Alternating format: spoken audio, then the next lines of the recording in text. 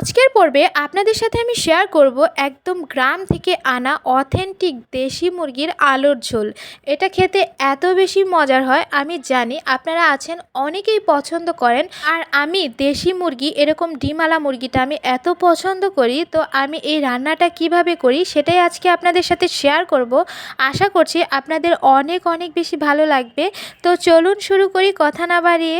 আমি প্রথমত এখানে একটা দেশি মুরগি নিয়ে নিয়েছি, আর এরকম ডিমওয়ালা দেশি মুরগি খেতে কিন্তু খুবই মজা হয়। আর পাশাপাশি নতুন আলু নিয়ে নিয়েছি, সব কিছু কেটে কুটে ওয়াশ করে নিয়েছি খুব সুন্দরভাবে।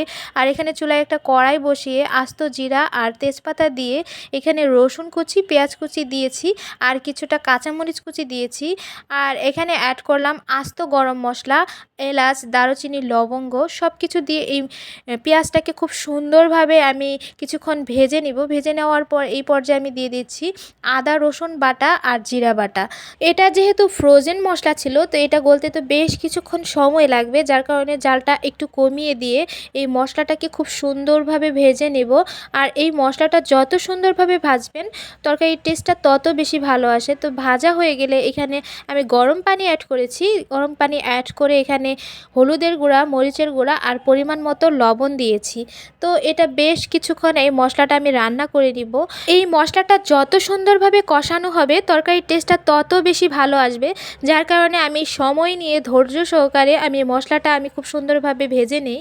তো এই তো কিছুক্ষণ পর এখানে আলু আর মুরগিটা অ্যাড করেছি। এখন আলু, মশলা আর এই মুরগিটা খুব সুন্দরভাবে আমি মিক্সড করে নিব। আর এই মশলাটা দেখেই বুঝতে পারছেন কতটা সুন্দর হয়েছে, কালারটাও অনেক সুন্দর হয়েছে। তো এখন জাস্ট ঢাকনা দিয়ে ঢেকে দিয়েছি মিক্সড করে নেওয়ার পর। তো বেশ কিছুক্ষণ পর ভাবলাম যে একটু নেড়ে চেড়ে দিই নিচে লেগে গেল কিনা। দেখলাম যে কিছুটা পানি উঠেছে, এখানে এই পর্যায়ে অনেকটুকুই হয়ে গিয়েছিল।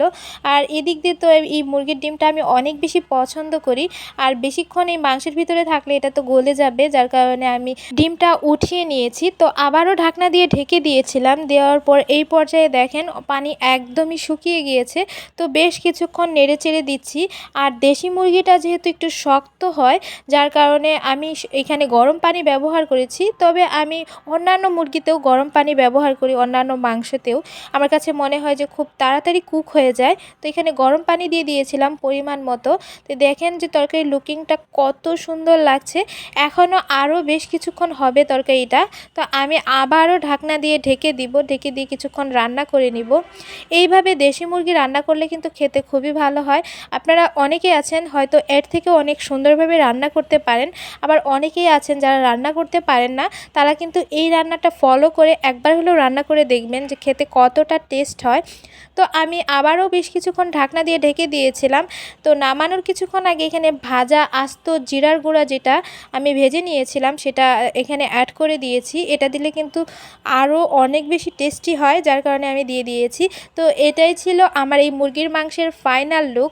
দেখেই বুঝতে পারছেন যে এটা খেতে কতটা টেস্টি হবে, আর কালারটাও কত সুন্দর এসেছে। তো এটা খেতে অনেক বেশি মজার হয়েছিল। কে কে আছেন যারা যারা দেশি মুরগি এরকম আলুর ঝোল পছন্দ করেন অবশ্যই কিন্তু কমেন্ট করে যাবেন। তো আমার এই ছোট্ট কুকিং ভিডিওটা আপনাদের কাছে কেমন লাগলো অবশ্যই কিন্তু জানাবেন। সবাই অনেক অনেক বেশি ভালো থাকবেন, সুস্থ থাকবেন। আজ এই পর্যন্ত, আল্লাহ হাফেজ।